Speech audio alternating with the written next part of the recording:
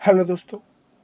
आज हम जिस पर्टिकुलर कंपनी से रिलेटेड बात करने वाले हैं उसका नाम है UTI asset management company limited. आज लगभग 4% के आसपास ये शेयर बढ़ा हुआ है।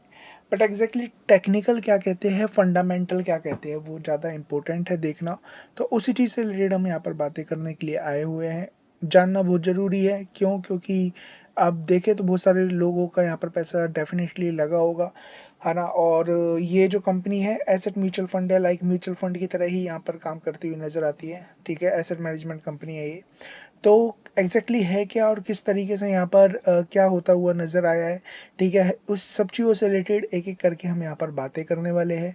जानेंगे कंपनी से रिलेटेड की कंपनी एग्जैक्टली आज 3% भागी है, उसके पीछे का रीज़न क्या है 4% के। और ये अगर आप देखेंगे कल की डेट में लगभग 10% की गिरावट भी थी फ्राइडे को। तो उसके पीछे का रीज़न भी क्या है, ठीक है, और क्या यहाँ पर प्रोस्पेक्ट रह सकता है, टेक्निकल क्या कह रहे हैं, वो हम जानते हुए नजर आएंगे। तो वीडियो में आगे बढ़ेंगे, बट उससे पहले रिक्वेस्ट है, आप हमारे channel I am small cap investor इसे सब्सक्राइब कर लीजिए, बेल आइकन को हिट, ऑल के नोटिफिकेशन को ऑन करिए। बाइंग सेलिंग की रिकमेंडेशन नहीं है।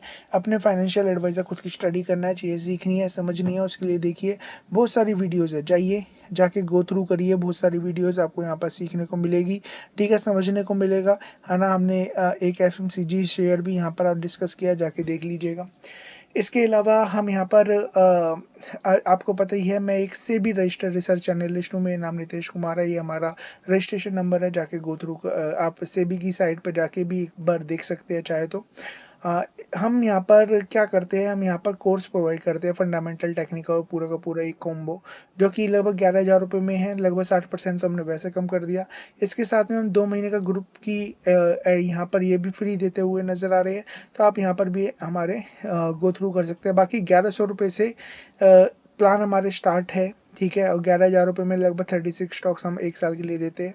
और स्विंग ट्रेड में 31,000 में अनलिमिटेड स्टॉक्स स्विंग के यहाँ पर देते हुए हम नजर आते हैं। तो जाके आप देख सकते हैं। इन्वेस्टमेंट करना है तो इन्वेस्टमेंट जो लंबा आपको रखना है, ठीक है, वो उस तरीके के जो स्टॉक्स होते हैं उसमें कि यहाँ पर हम देते हुए नजर आते हैं लॉन्ग टर्म वेल्थ के लिए। और यहाँ पर आपको लॉन्ग टर्म वेल्थ प्लस में स्विंग ट्रेड अगर दोनों करना है तो वैसे तो 82,000 रुपीज़ होते हैं, बट मैं आपसे केवल और केवल 61,000 रुपीज़ में यहाँ पर केवल 10,000 रुपये और एक्स्ट्रा पे करने हैं। स्विंग ट्रेड भी आपका यहाँ पर होता हुआ नजर आएगा, पूरा का पूरा एक साल के लिए अनलिमिटेड स्टॉक्स। तो आगे बढ़ते हैं, हम यहाँ पर जानते हैं। तो आप यहाँ पर क्या कर सकते हैं, नीचे नंबर दे रखा है, बाकी flexicapresearch.com, यहाँ पर इस साइट को विजिट करके आप हमारे प्लान को यहाँ पर बाई कर सकते हैं। आगे बढ़ते हैं, हम यहाँ पर जो बात करने वाले हैं वो यूटीआई की बात करने वाले, यूटीआई एसेट मैनेजमेंट कंपनी, ठीक है। तो कंपनी करती क्या है, जैसे कि नाम में ही है एसेट मैनेजमेंट कंपनी। तो एसेट मैनेजमेंट मतलब एसेट को मैनेज करना। किस तरीके का एसेट? तो वो ही जो स्टॉक मार्केट से रिलेटेड है, चाहे यहाँ पर डेट फंड हो, चाहे यहाँ पर किसी भी तरीके के small cap mid cap funds हो, ठीक है, कोई भी ईटीएफ हो, कोई भी बीज हो, अलग अलग तरीके की जो सर्विसेज अपने बड़े बड़े क्लाइंट्स को ये प्रोवाइड करते होते वो यहाँ पर आप देखेंगे, ठीक है ना। ये सारे के सारे जितनी भी इनकी सर्विसेज है ये प्रोवाइड करते हुए नजर आते हैं। फोलियो मैनेजमेंट, ठीक है, गेट इन्वेस्टमेंट रेडी, ठीक है, पॉपुलर सर्चेज, ये सब चीज, मैनेज योर इन्वेस्टमेंट, है ना। ये आप यहाँ पर जाके एक बार देख सकते हैं। इनकी इनके प्लान्स है वो यहाँ पर, इनके प्लान्स को यहाँ पर गो थ्रू कर सकते हैं। फंड्स जो मैं आपको बता रहा था, ईटीएफ जिसे कहते हैं, जो यूटीआई फ्लेक्सी कैप फंड्स हो गए, लार्ज कैप फंड्स हो गए, डेट फंड्स हो गए, है ना, जो भी अलग अलग फंड्स है इनमें यहाँ पर ये सब चीज़ों को में यहाँ पर इन्वेस्ट करते हैं, लोगों से पैसे पैसे लेते हैं एसआईपी के रूप में, या एक फुल लमसम पैसे, और उन्हें यहाँ पर इन्वेस्ट करते हुए नजर आते हैं। तो ये कंपनी के बारे में है। यहाँ पर आप देखेंगे एक बहुत बड़ी कंपनी है यूटीआई एएमसी, ठीक है, लार्जेस्ट एसेट मैनेजमेंट कंपनी है, लगभग 23 लाख करोड़। तो ये बढ़ के लगभग 23.49 लाख करोड़ के आसपास हो गया है, ठीक है ना। And is the investment manager for UTI mutual fund, ठीक है। तो ये अच्छा खासा काम कर रहे हैं, अच्छा खासा इनके क्लाइंट है, यहाँ पर आप देख सकते हैं। तो कंपनी क्या है, कंपनी एक बेहतरीन बड़ी यहाँ पर कंपनी यहाँ पर नजर आती है। तो अब थोड़ा सा आगे बढ़ेंगे, कंपनी करती क्या है और क्या है ये हमने जान लिया। अब बात करते हैं फाइनेंशियल्स की। फाइनेंशियल्स देखना बहुत ज़्यादा ज़रूरी है। आप देखेंगे मार्केट कैप तो लगभग 12,338 करोड़ रुपए का मार्केट कैप है। मैं इसे स्मॉल कैप की कैटेगरी में यहाँ पर रखता हुआ नजर आऊँगा। और जब मैं स्मॉल कैप की बात करूँ तो दो चीज़ याद रखिएगा। सबसे पहले हमारी एक्सपर्टीज इसमें है, इसलिए हमारे चैनल का नाम भी I am small cap investor है। दूसरा, जब मैं यहाँ पर स्मॉल कैप की बात करूँ तो इस चीज़ को भी याद रखना है कि आप रिस्क, कि यहाँ पर देखिए शेयर जब भागता है ना तो काफ़ी अच्छा नज़र आता है कि कैसे यहाँ पर 400-500 रुपये वाला स्टॉक्स 1100-1200 रुपये तक गए। और फिर उसी तरीके से जब ये शेयर गिरते हैं ना तो वो आपको समझना आना चाहिए कि कैसे ये वही 1200-1300 रुपये वाला स्टॉक्स लगभग 500 रुपये कुछ ही महीनों में होता हुआ नज़र आता है। तो आपको सही तरीके से सही टाइम पे इन्वेस्टमेंट, सही टाइम पे एग्जिट, ये दोनों यहाँ पर करना आना चाहिए। और इसी के लिए फ्लेक्सी कैप रिसर्च बना भी हुआ है। आप जाएंगे और देखेंगे तो देखिए यही चीज़ हम बताते हैं, कैसे एक्युमुलेशन होता है स्टेज 1 में, कैसे स्टेज 2 एडवांस के रूप में निकल के आती है, कैसे बड़े लोग छोटे लोग को फंसाते हैं और फिर उसके बाद यहाँ पर शेयर गिरते हुए नजर आते हैं। तो हम इसी पूरे क्राइटेरिया के बेसिस पे काम भी करते हैं। इस चीज़ को हम अपने यहाँ पर पूरे यहाँ पर जो कोर्स है उसमें यहाँ पर सिखाते भी हैं। और जो हमारे प्लान्स है वो भी इसी चीज़ पे डिपेंड करते हैं, इसी चीज़ पे हम यहाँ पर बताते हुए नजर आते हैं। तो वही मैं आपको यहाँ पर दिखा रहा हूँ और बता रहा हूँ। आगे बढ़ते, यहाँ पर आप देखेंगे तो 26 का यहाँ पर स्टॉक पी है, इंडस्ट्री का पी 31 का है। ठीक है, ईवी एबिटा की बात करें तो 14 का है। तो इसका मतलब क्या है? इसका मतलब है कि शेयर अगर मैं कंपेयर करूं दूसरे एएमसी से, जैसे एचडीएफसी, एएमसी, निपॉन हो गई, आदित्य बिरला हो गई, है ना, कैनरा रेबको अभी आया है। ठीक है, इनसे अगर आपका या आईसीआईसीआई एएमसी से कंपेयर करें तो आपको समझ में आएगा कि जो इसका पी रेशो है वो 26.26 है। मतलब क्या है? सबसे सस्ता ये शेयर यहाँ पर नज़र आता है। ठीक है, कंपेरिजन में। तो यहाँ पर क्या सस्ता होना गुनाह है? ठीक है, और ये सस्ता क्यों है उस चीज़ का जवाब मैं आपको यहाँ पर देता हुआ नजर आऊँगा। आरओसी आरओई की बात करें तो कुछ खास है नहीं। ठीक है, 15% 10% के आसपास की है। और यहाँ पर चीज़ों को देखा जाए तो आपको समझ में आएगा कंपनी की जो इंट्रिंसिक वैल्यू है 507 है। ठीक है, प्राइस टू बुक वैल्यू की बात करें 2.75 टाइम्स चलता हुआ नजर आ रहा है और 10 की फेस वैल्यू पे ये काम कर रहा है। और 2.7% का यहाँ पर डिविडेंड यील्ड भी यहाँ पर है। हाई की बात करें तो लगभग 1500 का इसने हाई बनाया था। ठीक है, ये शेयर जब लिस्ट हुआ था 400 450 के आसपास लिस्ट हुआ था। उसके बाद इसने लगभग 3x return, more than 3x return देता हुआ नजर आया था। और फिर यहाँ पर आप देख सकते हो उसके बाद गिरावट भी उसी तरीके से होती हुई नजर आ रही है। तो सही टाइम पे एंट्री और सही टाइम पे एग्जिट मैं हमेशा आपसे कहता हूँ। अब बात करते हैं यहाँ पर और रिस्क मैनेजमेंट को फॉलो करना बहुत ज़्यादा ज़रूरी है। अगर किसी ने रिस्क मैनेजमेंट को फॉलो नहीं किया तो लगभग 50% तो उड़ ही गए। देखिए क्वार्टरली रिजल्ट्स, यहाँ पर अभी कुछ दिन पहले ही इसके रिजल्ट आए। ठीक है, कुछ दिन क्या यहाँ पर हम बात करेंगे, थर्सडे को इसके रिजल्ट आए और रिजल्ट क्या आया है देख लीजिए। 390 करोड़ की यहाँ पर रेवेन्यू आई है। क्वार्टरली और ईयरली दोनों बेसिस पे अगर हम देखें तो क्वार्टरली बेस पे तो कम है ही है, ईयरली बेस पे भी कुछ खास है नहीं। ठीक है ना, 390 करोड़ के आसपास है। तो यहाँ पर थोड़ी सी इंक्रीमेंट जरूर है। बट और मार्जिन की बात करें तो मार्जिन लगभग 33% के है। मार्जिन यहाँ पर बढ़ते हुए नजर आए दोनों बेसिस पे।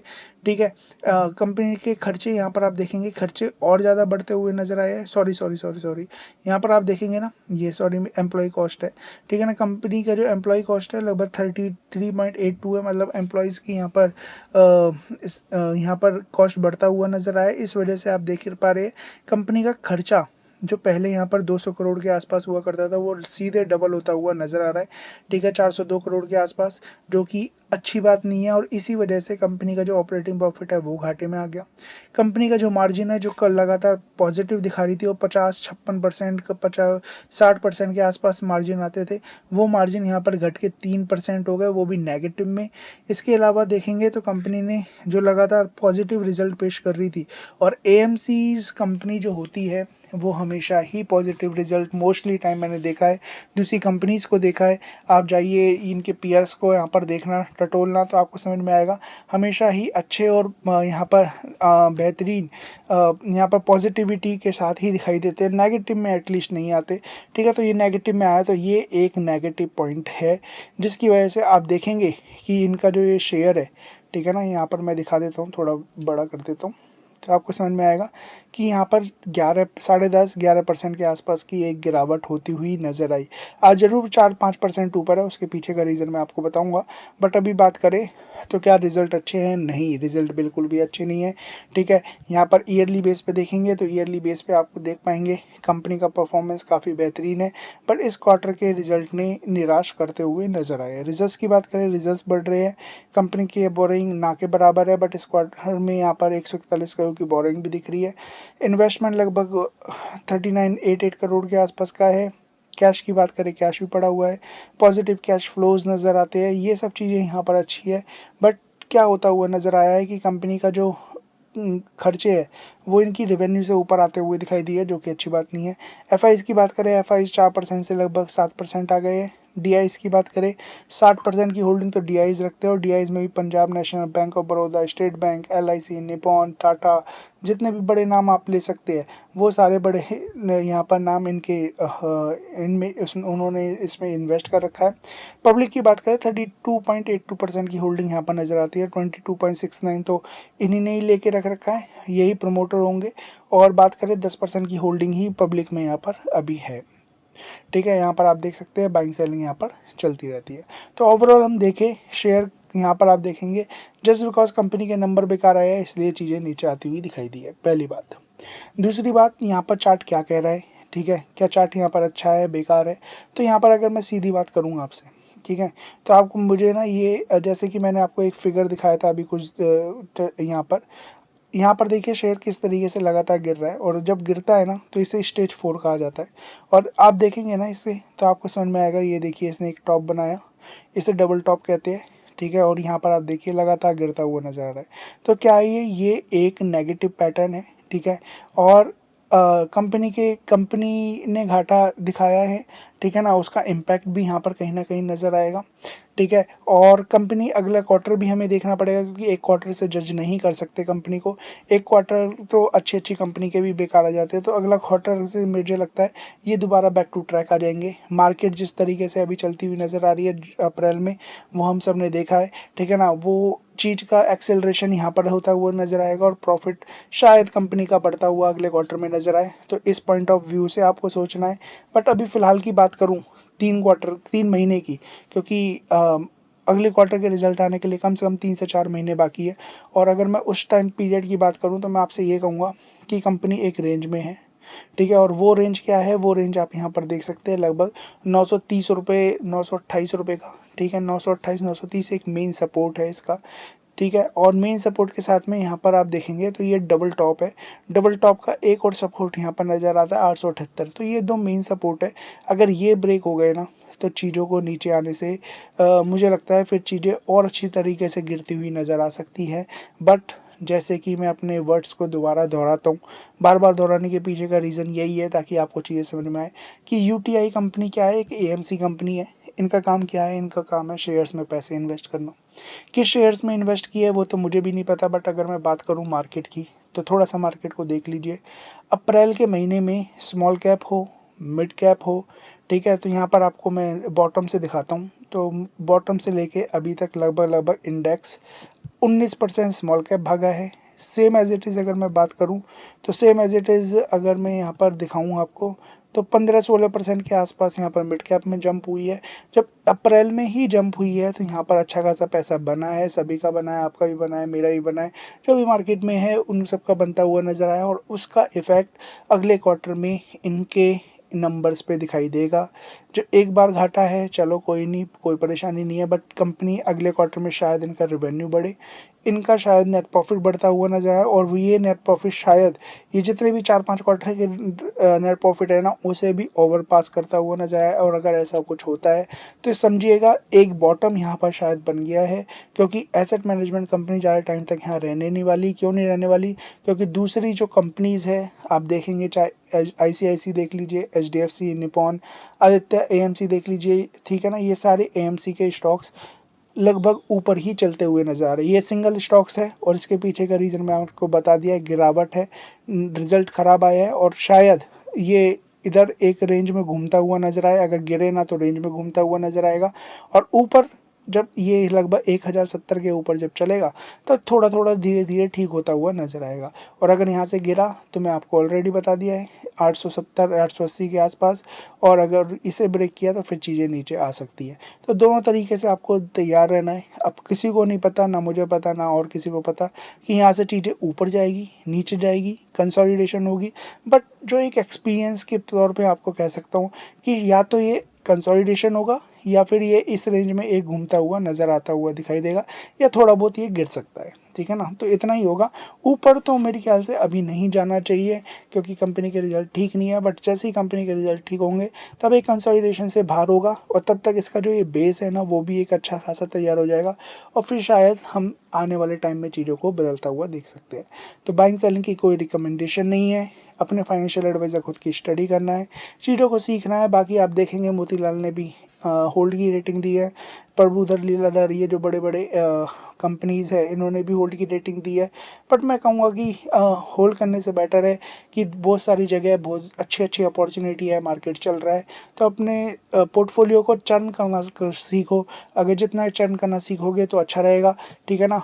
और यहाँ पर उस चीज़ में हेल्प हेल्प कैसे करनी है, तो हमारे रिसर्च स्टॉक्स है, आप चाहे कोर्सेज ले लीजिए, चाहे मोमेंटम ट्रेडिंग प्लान या स्विंग ट्रेड प्लान या इन्वेस्टमेंट प्लान, जो भी आप करते हैं उस हिसाब से आप हमारे प्लान्स को चूज कर सकते हैं। कहाँ आपको हम यहाँ पर बात करें तो हम अपनी रिसर्च स्टॉक से रिलेटेड रूबरू कराते हुए नजर आते हुए दिखाई देंगे।